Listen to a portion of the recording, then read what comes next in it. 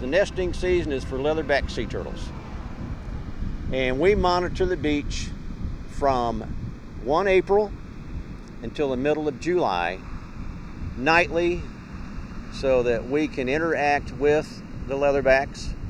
And what we try to do, we hope we can do besides monitor the nesting, is that we can encounter the animal to where we can do a blood draw, so then we can do a workup on them, do a health assessment.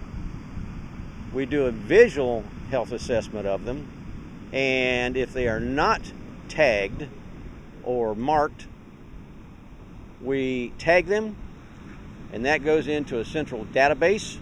So if that animal is encountered by humans on another nesting beach, we can keep track of where they go to. So my question is, I realized that most of down there is sand, so I'm wondering if it was sand all the time or it happened as a result of the ocean coming in. Not a geologist, but I'm going to assume that that part over there was sand is built up from over the years.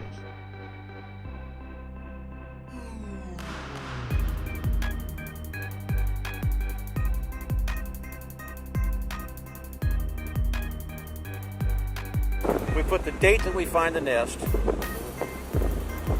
and we put the number of nests it is, and this will correlate then with the paperwork we keep, and we just put in there the species of the bird, the date we found it, how many eggs were there, and then we check it every other day to see if the nest has been there, whether it's been abandoned, whether it's been predated, or anything else. And so this is just part of the conservation efforts of everything in the critical habitat. But anyway, this is a plover nest. So what nest? A plover. Plover.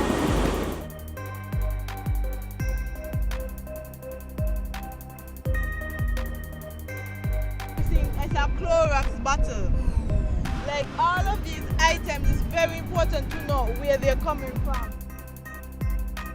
It's very important to know where they're coming from. Nobody is coming down to the beach with a bottle of Clorox. We agree?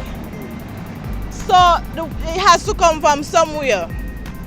What happens, and we don't realize this, is when we litter on the land and people dump trash into the guts, it eventually washes down, because that's what a gut does. It basically brings the water down.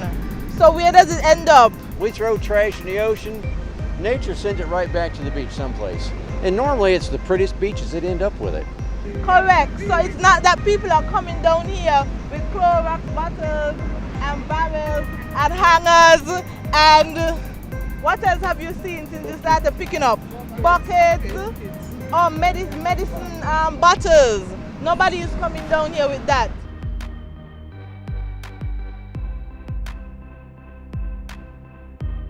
Obviously this stuff just flies. So if it's not